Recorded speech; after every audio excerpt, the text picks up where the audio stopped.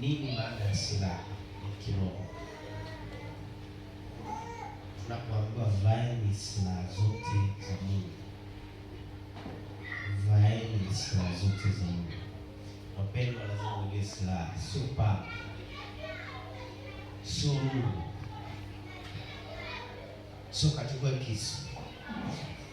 Sasa ukichukua kisu bado ni silaha ya kimwili, sio panga.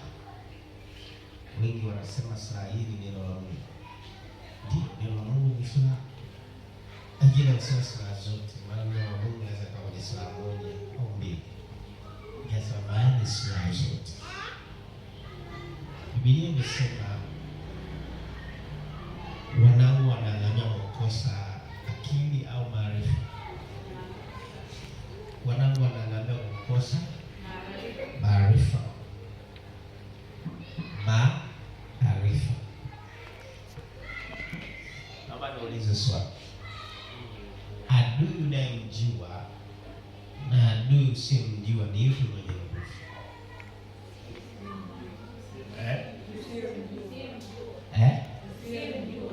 Usiyemjua.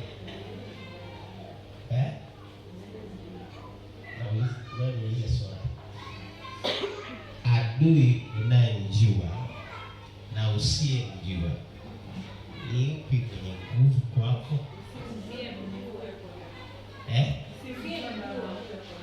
Usiyemjua ndio ana nguvu. Ngamba sana usiyemjua ndio ana nguvu. Punga tu, usina wasiwasi. Sio wasiwasi. Sio wasiwasi.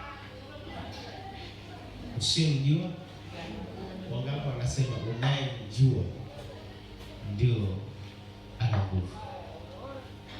Yesu atujue. Wala usina wasiwasi. Aha. Kwa hiyo kumbe usiyemjua, kuna watu wamesema ana nguvu.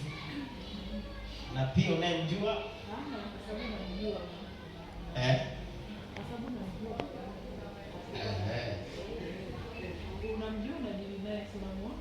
tunamuona. Bwana Yesu asifiwe.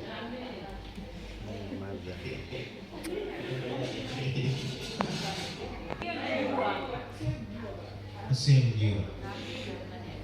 Haleluya.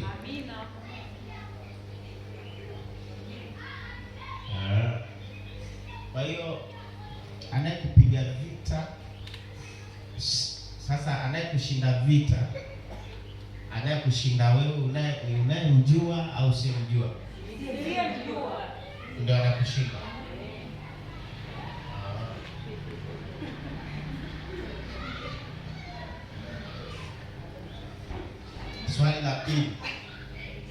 Swali la pili. Geukia mwenzako mwambie, kwa nini hauna macho ya roho?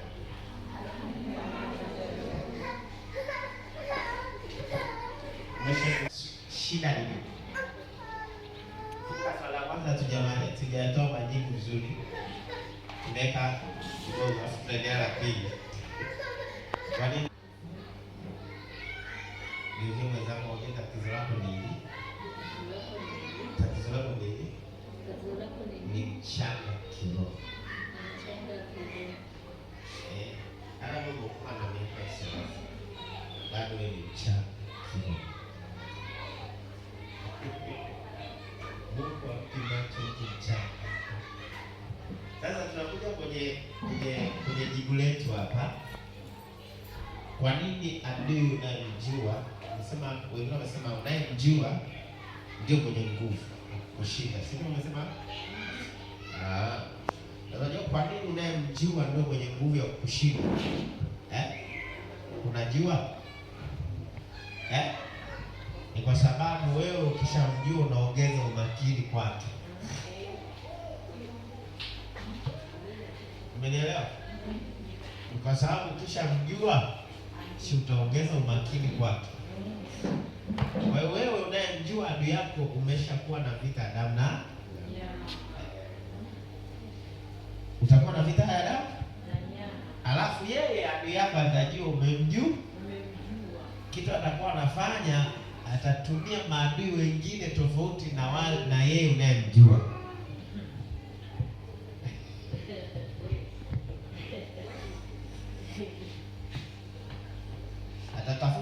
mtu ndio unaye karibu unaocheka naye.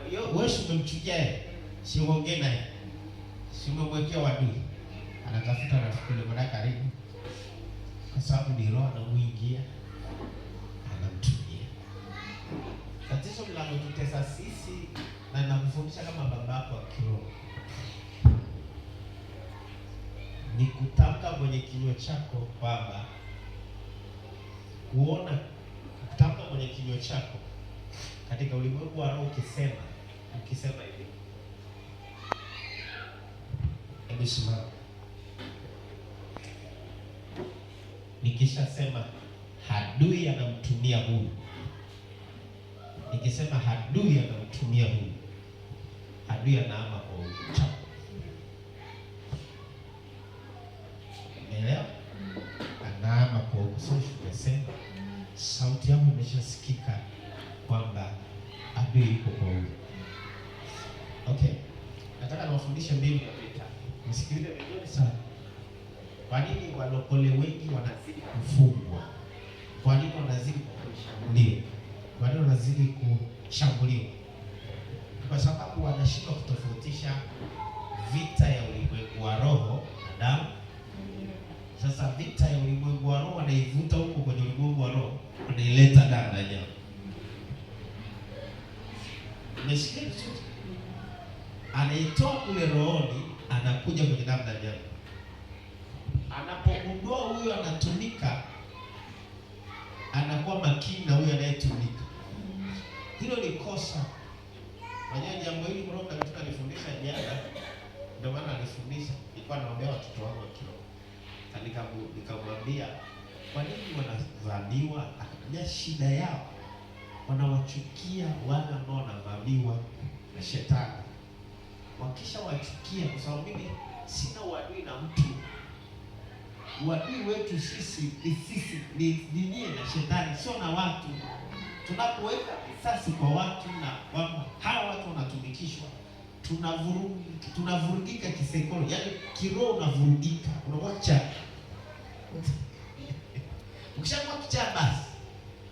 Ukishakuwa kichaa, ukishavurugika, adui atakukoroga, atamtumia mwingine na utasema huyo anatumika, huyo anatumika, huyo anatumika, huyo anatumika, huyo anatumika. Utakuwa na makundi yanayotumika mengi ambao utayashinda. Umenielewa? Vita hivi viko hivi. Jifunzeni kwa baba yenu wa kiroho.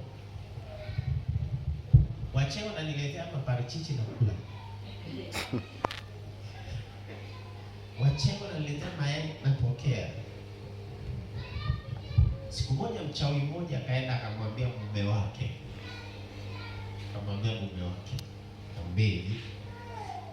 Akamwambia hivi, sijui mtumishi yukoje. Akamwambia kwa sababu gani? Hatujui kama anatujua au asinanijui. Yuko hiki kama anacheka nikipelekea kitu anapokea. Sasa anashindwa kuelewa. Alafu kila nikimtandika sipati, yaani si moja ametandikwa. Yaani nadhani kesho naona anaamka vibaya, kesho naona anakuja hivyo vizuri. Sasa nashindwa kuelewa nazuiaje silaha zangu. Sikiliza nifundishe. Napogundua huyu ni adui, natakiwa nijilinde huyu asigundue nimemjua. Nisikilize vizuri ninachokufundisha. Natakiwa nijilinde huyu asigundue nimemgundua. Nisiweke utofauti ya kwamba aone nimemgundua, ili asije akaniletea maadui wengine waongezeke.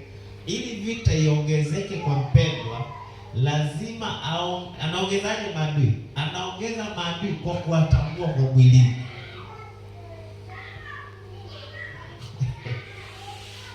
Maadui wanaongezeka jinsi wewe utakapokuwa na wale unawatambua kwa mwili. Na sisi kwa vile hatujui sasa hizi protocol, tunajikuta tunavamiwa na mapepo na tunakuwa kwenye vifungo. Kikanuni, nisikilize vizuri. Kikanuni vizuri, kila mtu hapa anatumiwa. Ngeke kwa sababu hata wewe unatumikishwa. Naomba nisikilize vizuri. Kwa nini tunatumikishwa? Nitakuonyesha. Nisikilize vizuri. Hata mimi hapa